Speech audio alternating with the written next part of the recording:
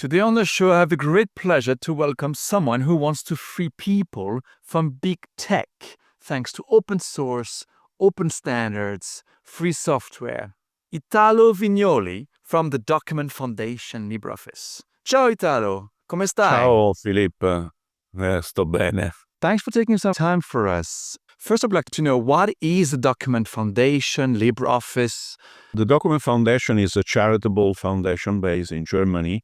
It has been founded by the founders of LibreOffice, a number of people coming from the OpenOffice project. When OpenOffice, at the risk of becoming not as open as the community wanted to have it open, we decided to fork it and create LibreOffice. For our viewers, LibreOffice, it's like a competitor or something similar to Microsoft Office, right? Excel, PowerPoint. Absolutely. It's a so-called open office suite, a suite of applications that allow people to produce different kinds of documents. The fork happened in 2010, so it's 15 years that the code has been renewed, renovated, as technical people would say, has been refactored in order to make it more compatible with current technology trends. If I want to have a Microsoft Office kind of suite, can I just go somewhere online and download LibreOffice and start working? Is that how it works? Absolutely. You can go to www.libreoffice.org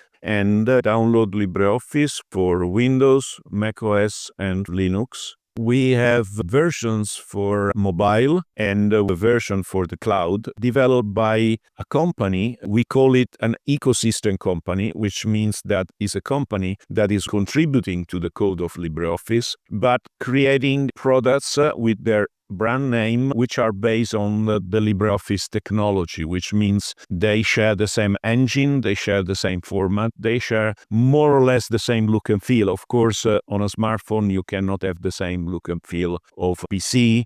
On the cloud, you go through the browser, so the look and feel is slightly different, but the product is basically the same. Compatibility is absolutely 100% because the documents are exactly the same. So this is something which is specific of the open source environment. You would not be able to have a Microsoft Office developed by a different company because the source code is not public. In open source, you can have the same product developed by a different company, of course, based on the same code, and the company, when they develop a new feature, they share it with the original product. This is the beauty of open source. Can I download the code and adapt it myself, and I can rebrand it? Can I do this freely? Yes, of course, there is a license to respect. We use the Mozilla public license, which is technically called weak copyleft. Copyleft is exactly the opposite of copyright, of course. So you can take the code, change it in a way that is compatible with the license, which means that you have to share it with the original source code. You can integrate it in a product, but if you develop software for the integration, you have to share this software that has been developed for the integration. You cannot share proprietary code because that is a different environment, but you have to share the code that is built on top of the LibreOffice source code with the original repository. The repository is a library of all the files that create the product. You have to share it, and others can take the code you have developed and build on that code as well. The open source environment is built on the concept that everyone has the right to contribute to the code, of course, to read the code, to study the code, but to contribute to the code, sharing contributions. This is very natural for people. So at the end of our conversation, each one of us will have probably some additional ideas that are come out of the conversation. This is exactly the concept of open source. You share the development with other people, and you enrich the product, and you enrich the other people in the process. This is the advantage of open source, is that you don't keep for yourself what you're doing, you share it, other people can take advantage, increase the value. The value is added by different people, not just by the employees of a single company. So you also speak about open standards. Is LibreOffice compatible with Microsoft Office? Can I use Microsoft Office files in LibreOffice and vice versa? Yes, the Microsoft Office files are proprietary. They are standard, but they are managed in a way that in reality they are proprietary. LibreOffice files, which are different from Microsoft Office files, are based on an open standard called Open Document Format. Microsoft Office format is called OpenOffice XML. XML is a language that has structured data inside. So what LibreOffice developers are doing, they are analyzing Microsoft Office format, and they create export and import filters that can write the files exactly as Microsoft Office is writing and bring them into LibreOffice and, of course, converting them into the standard format.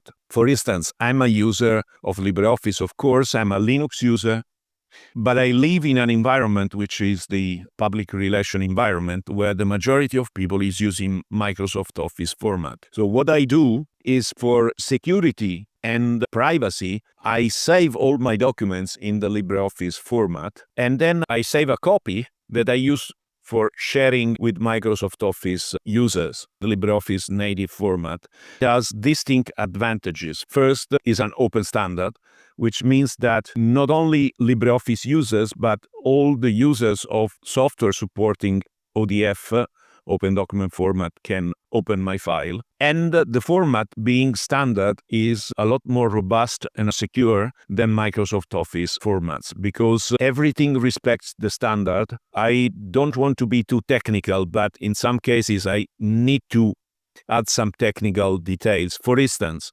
the LibreOffice module called Impress is the equivalent of PowerPoint. If I add an image, LibreOffice allows me only to use standard image format, which are JPEG or PNG. I cannot use proprietary format because that would not make my presentation open. So the elements of the presentation have to be standard.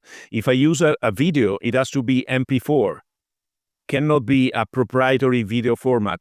Maybe someone could tell you, but that, the Avid format, for instance, is for pictures. It's a very high resolution. I don't want to force people to buy software to read my files. It's enough for them to have LibreOffice. This is why we insist on the openness of the files or using open standards. And of course, open standards are free as LibreOffice. You don't need to buy software. You don't need to upgrade your PC. For instance, last week was the end of Windows 10 support. So people that have Windows 10 on their PC, if they want to run a secure software in 6 months, they have to change their PC. Because Windows 10 will not be secure anymore. There will be vulnerabilities, there will be attacks from malware that will increase the chances that the PC is not secure. We don't want this to happen, so we make our software compatible with even old hardware because we don't want to force people to upgrade their PC. Of course, if you are a Windows 10 user and want to move to Windows 11 and you have a 10-year-old PC, you probably have to change your PC. But you have another solution, which you were saying is moving to another operating system, such as Linux, right? We suggest to move to Linux. I often make presentations at events, and in some cases I bring with me a 21-year-old laptop that would not support any version of Windows, but is working with the last version of Linux Mint and the last version of LibreOffice without issues. Of course, it's not as fast as my daily PC, but it's still workable. An old guy that just needs to write some letters, look at some videos, could easily use that 20-year-old PC without any problem. And Chief Technology Officer has one computer with Windows 10 and he installed Linux Ubuntu. He said with Windows, he had about 80% of the memory that was used. And he went down, I think, to less than 60% using Linux. So that was quite impressive. The reason is that we don't sell products. Of course, we promote them. We don't have any interest in upgrading the system around us. Of course, at the end of the month, people that develop LibreOffice have to make money because we live in houses, eat, drink, and pay the electricity bill. But there are other ways of getting money. You can develop features for large organizations. There is a large organization moving to Linux and LibreOffice in northern Germany, is the Länder of Schleswig-Holstein. They are paying developers to bring features which are specific for their healthcare system, for their government system. And developers are paid to develop these features, which are open source. Open source means you don't have to pay for them, but they don't come out for free. You have to work to develop them. You have to study the code. You have to study the environment. So let's say that free software is free, but doesn't come for free or for magic. It's the work of people that are actually very competent developers. And there's more and more people now doing this, because Absolutely. I read that the Danish government is moving from Windows 10 to Linux. The French Defense Ministry and others also did the move. Yes. In many cases, organizations that are using open source software are not known outside because we don't invoice for the software, so we don't know the name of our users. We don't have that kind of interest. Of course, we help organizations in migrating to LibreOffice or to Linux, and this is a job. I have been doing this for several years. I'm not doing it anymore. But there are other guys that are consulting with companies to move them to Linux and LibreOffice. They are training people, which is also an important part of the process. Actually, on the training part, I was quite surprised because many years in Hong Kong, I had my first company. I chose to use OpenOffice. There was such a huge resistance from the team because they were used to the menu in Microsoft Office. It was free software. It did the job to edit text, to do the equivalent of Word, Excel, etc. But still the team said, we want Microsoft Office. So how do you fight this with your LibreOffice? You touched a very important point. Migration is not a technical process. It's a psychological process. Most of the effort is made to reduce resistance to change through communication. You need to explain to people that the software, not because it's free, has no value. We have developed, based on our experience, a migration protocol. And the migration protocol, which is available on the website of the Document Foundation, there are 6 or 7 steps, and the technical migration is the 5th step, not the first. Okay. The first one is analysis, of course. You have to analyze the situation. You cannot tell people you will migrate in 3 months or 6 months if they have to migrate 100,000 desktops. The second one is communication. So before you start training people, you communicate with them and tell them the management has decided there is a project which at the end will allow us to save money and change some of our workflow for the better. We need your help during the process because we know which are the software, and the software is totally compatible, has advantages, and so on and so forth. But of course, it's slightly different from what you've used for the last 20 years. So if your first reaction is different, then the project will slow down. Your first reaction should be, I'm curious and I want to see how it fits into my daily schedule. Change management is always a challenge, Italo. But Absolutely. I like you just touched on something important, the money aspect. Let's be very concrete. I have 10 to 20 employees. How much do I save by changing? Or do I save anything? 20 employees you are saving because you don't pay any license. I would say that on 20 employees with probably 1 day of training you solve the issue, because it's difficult that on 20 people you have developed a process which is too complicated. Usually on 20 people, if you have someone who is a financial expert, he will probably have developed some macros with Excel that need some work. But this is probably a single, because on 20 people, the majority will do clerical work. Clerical work is easy to migrate, provided you approach the issue of resistance to change. Of course, you cannot do what they did in the city of Freiburg in Germany, which is a very nice city and which I like very much. Very nice market every day in front of the cathedral. But then, and I knew the city before I knew what they did wrong by migrating to OpenOffice in that case. The Easter weekend in Germany is 4 days long because they don't work on Friday and they don't work on Monday as well. So what the city of Freiburg did was they greeted everyone saying Happy Easter to all the employees on the Thursday night. And on the Tuesday morning, everyone found OpenOffice installed on their PC and Microsoft Office uninstalled.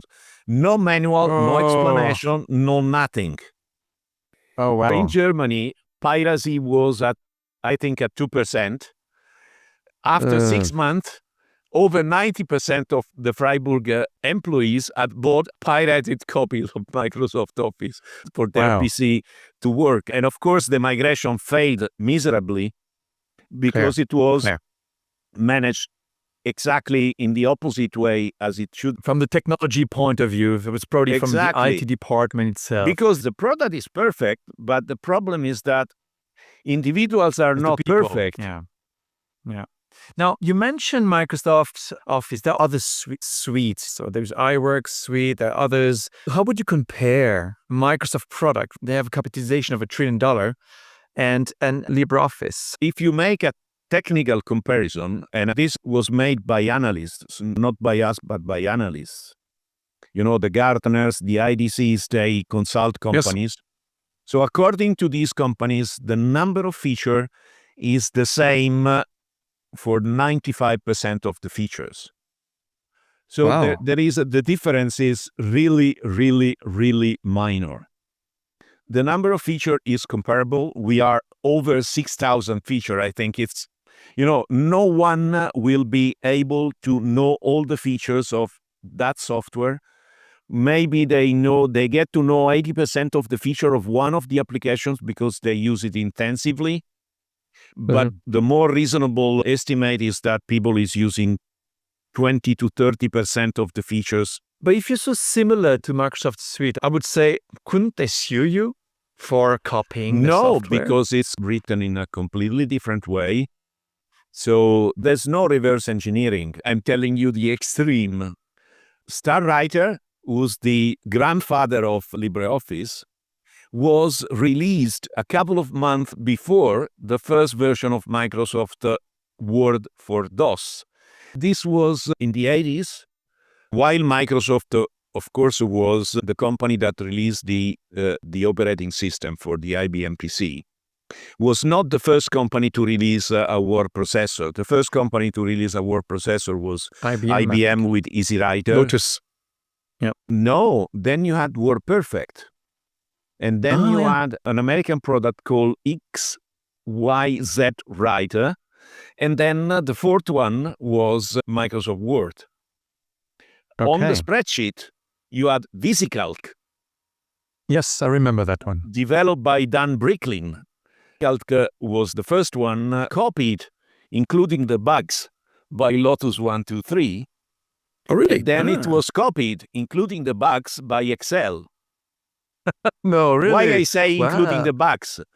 Because there is a huge bug called the leap year bug, which is known since 1978. So the VisiCalc was released in 1978 for the Mac 2, PC at the time. And the leap year bug was already known, was found by, I don't remember his name, but was found by Technologies in the early 70s. The reference calendar is the Gregorian calendar. So the Gregorian calendar has some conditions, Every 4 years you have a leap year. Oh, but yeah, that one. Centuries are leap years only if they can divide by 400, which means that the year 2000 was a leap year, but the year 1900 was not a leap year, 2100 will not be a leap year, 2200 will not be a leap year, 2400 will be a leap year. I will not be there, so I don't mind. You probably won't be there either. So that will not be an issue for us. But the problem is that the spreadsheet had to start counting days from a date. And Dan Bricklin decided that this was January 1st, 1900. If you make the error of considering 1900 a leap year, you have a day that never existed in the spreadsheet. So Excel is not compatible with the Gregorian calendar. Actually, they count the dates as a progressive number from January 1st, 1900, which means that I was born on 1948, I think. I made a calculation of all my historical dates in Excel just to make a comparison. When I speak at a conference and there is a Microsoft employee, I always ask the Microsoft employee his birthday. And he usually tells me, I was born on August 12, 1954. And he tells me, I was born on December. No, I want to know the Excel date, not your date. You're a Microsoft employee. You must know my number is, and I check it. Many Microsoft employees ignore that Excel counts the date in that way. You said there's one common issue for all these spreadsheets. Without getting too technical, what are some of the main complaints from users about Microsoft products? Are you better than Microsoft? Okay, so let's compare the three different main applications, each one on a separate basis. Excel is by far the best Microsoft application. Apart from the leap year bug, is a very solid software. It should be compatible with the calendar because this would make things easier, especially if you need high precision on numbers. The problem is, and here we should enter into a very technical description, which I don't want to do. So the Excel is by far the best, and I would say that Calc for the average user compares extremely well. For Calc is a version of Excel. If you tell me that you are a financial analyst and you work at the New York Stock Exchange, my answer would be keep using Excel. Because in that area, we know that we are not as good. But if you are not a financial analyst, Calc will be perfect for your needs. If you make presentations, PowerPoint and Impress, which is our presentation software, compare rather well, especially if you are a professional presenter. So someone that is preparing serious slides, not the slide with frills or bells and whistles that you see in people that is not used to speak in public and thinks that you are a dancer instead of a presenter when you are on stage. Disturb the attention of the audience. So if you are a serious presenter, we are on the same level. On the word processor, so Word and Writer, if you write a document of over 100 pages, then use Writer. Forget about Word. The format is a lot more robust. You will never lose a page because the format breaks somewhere. We have a far better structure. LibreOffice is based on the concept of styles. This means that once you have described the styles that you need, then you can write 2,000 pages using Title 1, Title 2, Title 3, end of page notes, end of chapter notes, end of document notes. Everything is already as its own place and it's managed, I would say, almost automatically if you respect the styles. You create the styles and then you respect them. And Writer is not just better, it's one order of magnitude better. A long time ago, I have to admit, just for this disclaimer, one of my first traineeships, I worked for Microsoft. Not a problem. But I'm a great fan of OpenOffice initially, and now I reopened LibreOffice. I downloaded it before the interview here, and I looked at it. I trust that it's stable. It does look a little bit old-fashioned. Am I being unfair here? What do you think? No, but the fact is that LibreOffice offers 5 different user interfaces that you can choose. So the default one looks old-fashioned, But then you can have a ribbon style one that looks exactly like Microsoft Office, and you can have it in three different flavors. Okay. But why don't you put the cool one by default instead of old-fashioned one? We are discussing this. The problem is that we have a large number of loyal users that are used to the old interface. The next main version, February 26, we are discussing this. So when you open it the first time, there will be a kind of pop-up window that say, please choose the user interface that you like better. There will be a small window that will show the user interface. Yes, I agree with you. Looks old-fashioned if you consider Microsoft Office as the reference. But if you look at this in technical terms, you click a lot less with LibreOffice menus than with Microsoft Office menu ribbon. Really? Okay. Yeah. Okay. I'll check this. This is, usability test done.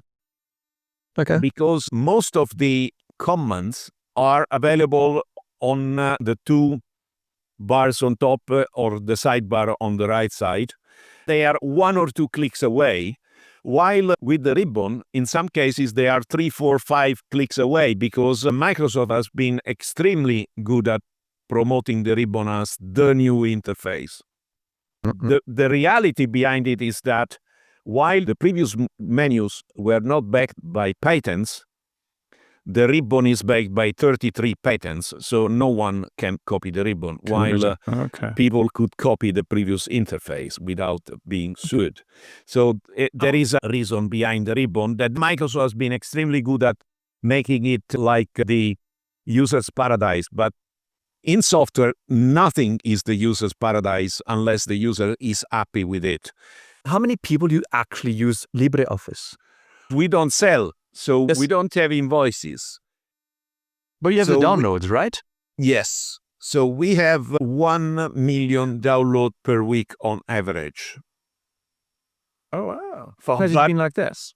It's growing slowly because one of the funny things is that although LibreOffice is free and updating it, upgrading from version to version doesn't cost you a dime, people is not updating or not upgrading it. We still receive emails because I receive emails from people from user mailing lists. People says, "Oh, I have a LibreOffice version 5, which is actually 8 years ago, and someone has told me that I should update it." Yeah. For sure you should update it, but it's working. Yeah, of course it's working. It's not security updated, so the reason you have to update it is security more than features. We estimate, based on the visit to the update page, to have around 100 million unique users, which means people that are only using LibreOffice, and probably another 100 million of users that use LibreOffice and another Office suite. Because LibreOffice doesn't cost anything. For instance, LibreOffice has Draw, which is the drawing module that is missing in Microsoft Office. So there are users that want to design something that download LibreOffice and use only Draw.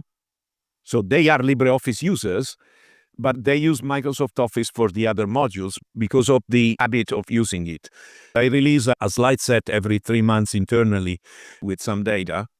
Since October 1, which is 12 years rolling, which means the next one will be January 1st, December 31. This is October 1st, September 30. In those 12 months, we had 450 million visits to the update page. Okay, so which makes the 100 million users. But of course, there will be people that have updated 4 times, and people that maybe they visit 8 times, and people that visit 1 time. So of course. Okay, so we have about an idea of the users. One thing I was wondering, now you have AI able to create software. Yeah. Can't you just now write in some kind of wonderful AI models? You just say, hey, create the perfect Office suite for me, customized to my needs on the fly. Our senior developers are saying that we are talking about software which is 7 million lines of codes up and is not made by one single file of 7 million lines of code, but is made by thousands of files, some which are small libraries of just a few lines, which are tightly connected into a single software.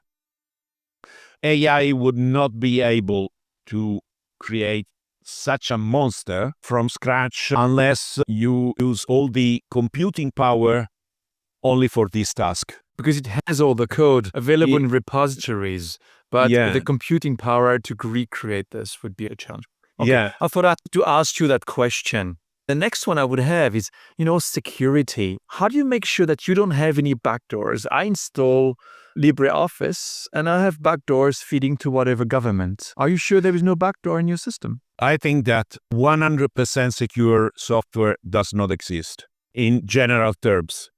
So the first advantage of open source is that you can look into the code. The number of eyes that are looking into LibreOffice code are for sure larger than the number of eyes looking into Microsoft Office code. This is a consequence of having the code in an open repository. Yeah. And this is the first advantage. But of course, your next question could be, yes, but these are not security specialists. Of course not. But we have security specialists using software commonly available to all software developers of two different kinds. Static code analyzer, and we use 𝗀𝗶𝘃𝗰𝗵, which is probably the most known, that is making a weekly scan of all the code and is communicating to our security people the issues that it finds. And of course, the static code analyzer will find the areas of the code where the code is not consistent, which may happen because we have different developers.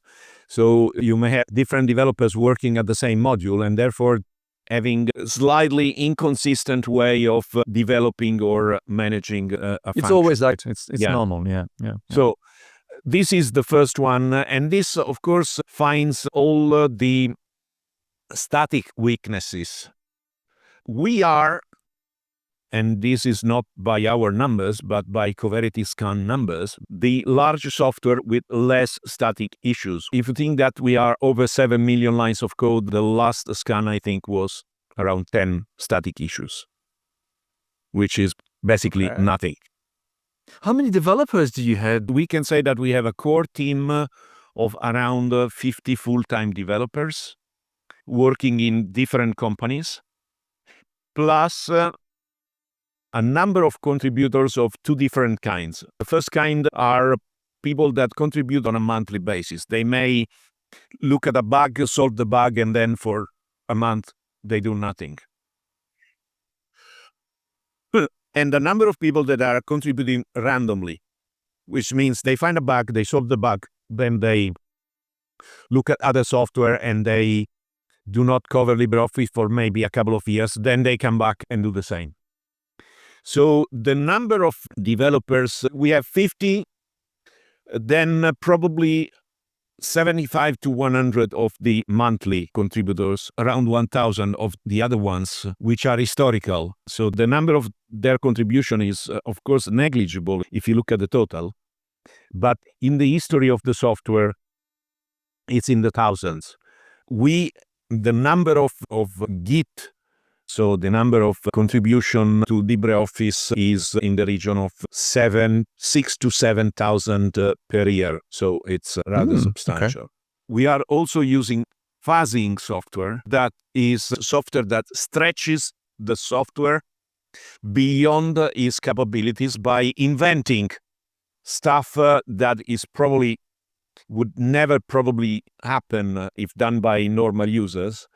This software allows us to detect the largest number of vulnerabilities, which are one order of magnitude lower than Microsoft. One of the reasons being the format, which is a lot more robust, which means that it's almost impossible to inject a malware into an ODF document. I said almost 3 times because, of course, it has never happened so far. We keep the fingers like this. We hope that in the future never happens, but you can never say because, of course, malware experts are there to try to make this a false information in the future. So at the moment, our software is rather secure, at least as secure as Microsoft Office. If you take out Outlook, Outlook is an incredibly unsecure piece of software. It doesn't use a single standard protocol, even if the protocols are 50 years old. All the email protocols in Outlook have been reinvented by Microsoft. They are not recognized, they are not secure, which means they are not maintained by specialists. They're maintained by Microsoft. That's what you're using euDora, isn't that what you're doing? Using Mozilla Thunderbird. Okay. That's a good one. euDora Yeah. was dead, unfortunately, because there were not enough customers and it was a paying software. It died around 2006, 2007, I think. Oh, wow. Yeah. So you said you have a 55 core team. How big is the same thing at Microsoft or even Google? We haven't talked about Google solution yet. Of course, you don't have official numbers. I think that is bigger because there is one reason. Having a larger number of users, Microsoft Office is attacked more than LibreOffice in terms of security. This doesn't mean that LibreOffice is not attacked, but for sure the number of attacks that Microsoft Office is exposed to is higher. Therefore, they need a number of people working to solve the issues when they receive the attacks. At the moment, we only have a couple of people looking at that. We hope not to be forced to increase that number of people, but you never know. What is a typical attack on Microsoft Word, Excel, or on injection of malware in their files? That is the biggest one. It's very easy. I wouldn't know how to do it, but the developers tell me that it's very easy because the structure of the files is very complicated. Therefore, if you inject some code, it will be extremely difficult for a parser. The parser is the piece of code that will interpret the file, for a parser to detect the bad code inside. Another issue, actually, everybody sees your code. I would expect that through Microsoft Office, it's more hidden. Obviously, it's compiled, but the code, we all see it, so it's easier to attack. We are talking about the source code that is impossible to change because there is a process for the contribution. Yes. So a young developer will never be able to contribute directly into the code. He will write a patch or a piece of code which has to be reviewed by at least a couple of senior people. So the code that gets into the LibreOffice will always be reviewed by a selected number of senior developers. So this is the source code. Of course, you have the compiled code. Yes. Compiled code, if you download LibreOffice from our repositories are, of course, controlled on a daily basis for malware. So if something happens to that code, something will detect immediately that the code has been changed. We cannot say the same for third-party repositories. Fair enough. Because there are repositories that ask us, we would like to make a repository of LibreOffice for downloads. And this is fair, of course, they can do it. If they ask, they will get the software from our repository, which means that they will get the software, the official one, and we ask them to do some checks on the software. This, for instance, happened to SourceForge. SourceForge, they have LibreOffice, but they guarantee that it's maintained properly. They are big guys. Yeah. Absolutely. Others are similar, they can do it. The suggestion is to download LibreOffice from our repository, not from third-party repositories. As I said before, the 100% perfect secure software does not exist, will never exist. No company, no software, independently from the number of developers and the number of hours put on the software, will be able to to create the perfect software. Artificial intelligence will never do that because it misses the human brain capability of connecting the unconnectable, let's say it. So create connections between things which technically cannot be connected. This is the beauty of the human brain. When you say think outside the box, you make a connection between two things that technically are completely different, and the human brain can do that. The human brain of developers can do this. The artificial intelligence brain will never be able to do this. On discussion, but it's technically impossible. They should get out of the binary structure. This is when I discover, the 101010 stuff, that makes the personal computer extremely intelligent on one side, but extremely stupid on the other one. If you think about it, it's 1010, yes, but no, yes. How many times in your life you have a yes, no, but? And it's also in technology. And I can make you examples of the but that are sold a large number of computers or printers. It was a but, and a technology would say, but this would technically be impossible. Yes, but it works. We spoke about Apple's solution, the iWork suite. What do you think about the Google Docs? Google Docs is actually a good basic product. It's lacking a large number of features. If we are talking of a serious Office suite, Google Docs is in the lower part of the features. I don't think that Google has an interest in enriching the features over a certain threshold because it's not their main business. It's a nice addition to their environment, but it's good for students. The fact that people can look into documents, you don't know where the documents are. But let's say that if all the privacy and security topics were covered, Google Docs could be a good suite for students.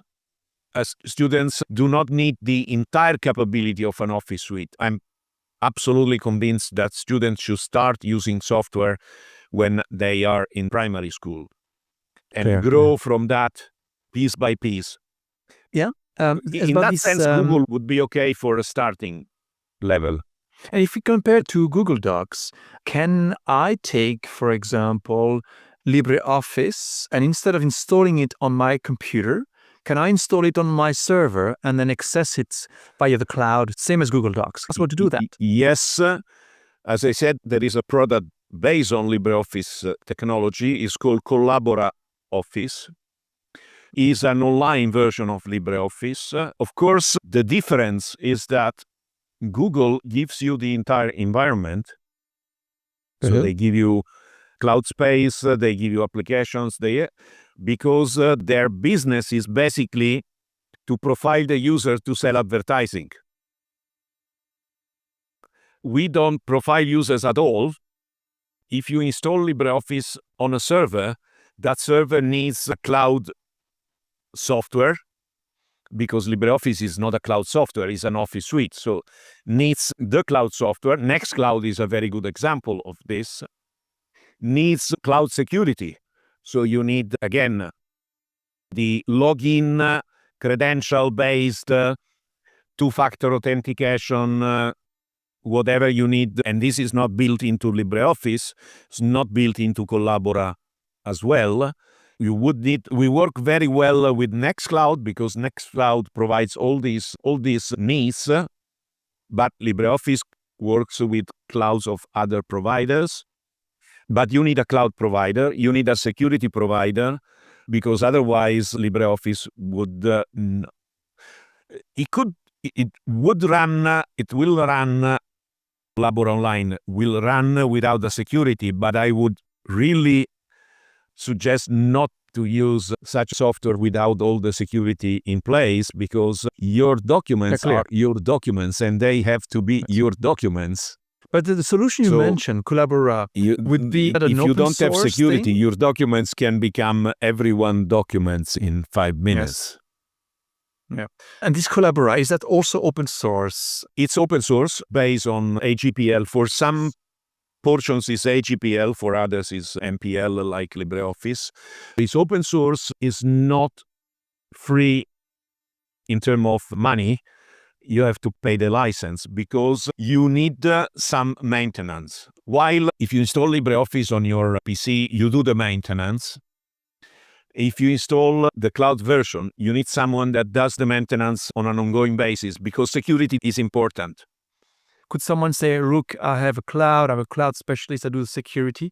Could they download this 𝗀𝗶𝗃 modules on their servers and take care of the security? Yeah, but they need the regular updates, which are also security updates of the code. So having the security updates of the 𝗀𝗏𝗃 online code as a price. Just to explain the difference, if you have an old version of LibreOffice running on your PC, it's not 100% secure, but as long as you are careful as a user, you can say that probably 95% of the security is the user in that case. For a cloud software, the percentage is completely different. Even if the user is extremely careful, doesn't count for more than 50% of the security of a cloud software. The other 50% is the cloud. And therefore, you need really the last version of the software because all the security issues that there are on the code have to be solved. Otherwise, it would be exploited in minutes. Clear. You know, we have many clients, or insurance companies or companies in the financial sectors. They can be insurance brokers.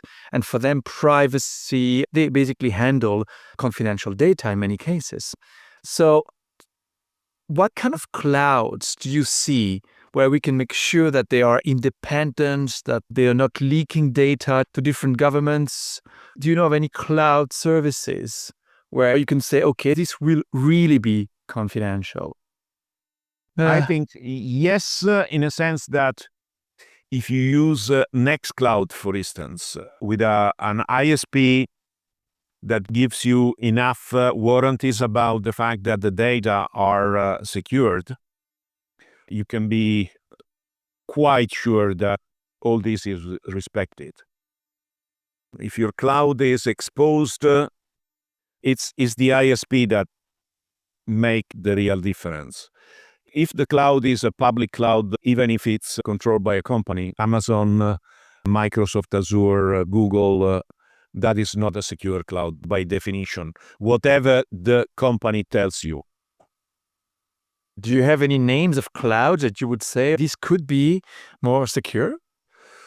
There are European ISPs. I don't have names. I can mention Aruba in Italy because I know them. Is an ISP. I use them. Their data servers are based in Italy, so the data are in Italy. That is where I have my personal cloud, if you want. Not the P-Cloud, which is my backup.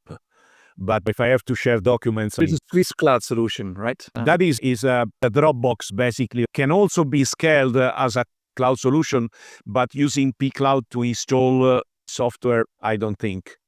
Because they don't provide the services to install the software. They don't provide the services to run the software online. It's a different kind of cloud. Nextcloud is basically an open source Microsoft Azure. Of course, Nextcloud is not providing the ISP. I run Nextcloud on Aruba, which is Italian.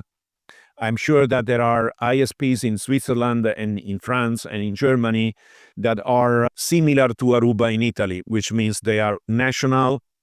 Of course, you can access them from outside because they are on the internet, but the way they manage data is protected. The contract they have for the server installed there is a contract that says that the data are in a directory which is controlled by me, and I have to give my password to them if I want them to do activities in my directory.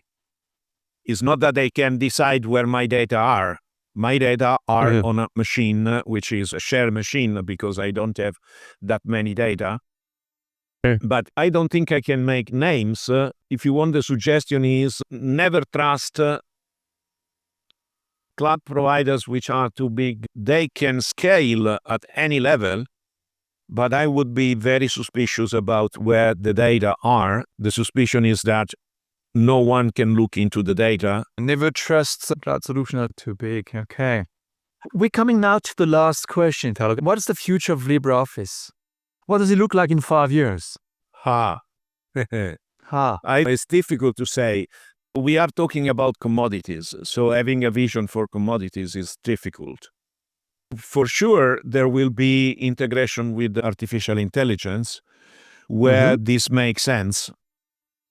It will make sense to have an artificial intelligence that helps you in localizing documents in different languages, in putting together information as a background for some documents, but not having the artificial intelligence that writes your documents.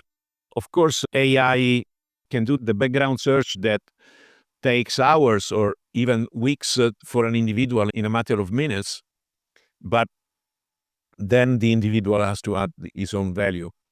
So where it makes sense, for instance, having artificial intelligence that tells a number of presenters, this slide, please change it, split in 5 slides, there is too much text in it, or change the picture, this will be fantastic and will probably be integrated. Do you have a specific AI? We are looking at all of them at the moment. Of course, the advantage of LibreOffice is that we can add extensions. So we don't need to integrate AI in the main code. We can add extensions that use AI engines or LLM if you prefer, using the best one for each task. At the moment, it's difficult to say because for sure we have OpenAI that is investing a huge or even more than huge amount of money on the development, so they probably have an advantage at the moment in terms of, I would not say performances, but probably in the global advancement. So they have probably more training, they have different levels of their ChatGPT, they have the 5.0, which is more creative, 4.0 more consistent.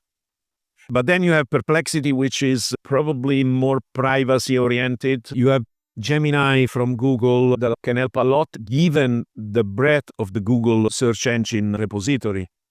So it's difficult to say today which one will be the one of choice. I think that open source gives us the luxury of connecting to what is needed without choosing a single commercial partner. Or maybe I could just say, I choose my own LLM. I just say, okay, like in GPT-4All, I just click and say, I want that LLM, that one. The user could be able to basically say, that's the one I want to work with. Of course, we have to develop the connectors. But once the connectors are available, they will be open source connectors, which doesn't mean that your LLM will be for free. But if you have an account there, you will be able to use that LLM. Security is another area where there will be advances because the malware industry is growing, unfortunately. Fast. I think we probably will have more options in the online versions, in the mobile version. Let's say maybe just a reader of documents and an editor of documents, because in some cases editing a document on a smartphone is a pain because of the interface, so maybe just a reader is enough. For sure, there will be improvements in the voice recognition area, but that is not related to us. I mean, we have all the pieces in place. If the voice recognition is improving, then the user will be able to drive LibreOffice with his voice, which in some cases is more a gimmick than a real need. We'll leverage the development in those areas as well. It's difficult because the number of features that we have is so large, then it's difficult to tell you. We don't have a specific weakness in terms of features. Yes, as I said, we are adding financial modules to our spreadsheet because that is an area where we are weaker. We are working to add some automation to the presentation software for some people that ask that kind of automation, putting together the pre-digested graphic elements where you just add the names, but the software already gives Yes. you a look and feel. But it's niche developments, not a main development. I think the only main one is AI. But in that area, we should also prepare user to use AI in a better way. Thank you very much. It was a great discussion, very interesting. Thank you for the opportunity. Thanks for listening. If you enjoyed this episode, please like it and subscribe to our channel. Do you struggle to capture and share the knowledge of your experts? Contact us. We'll love to hear from you.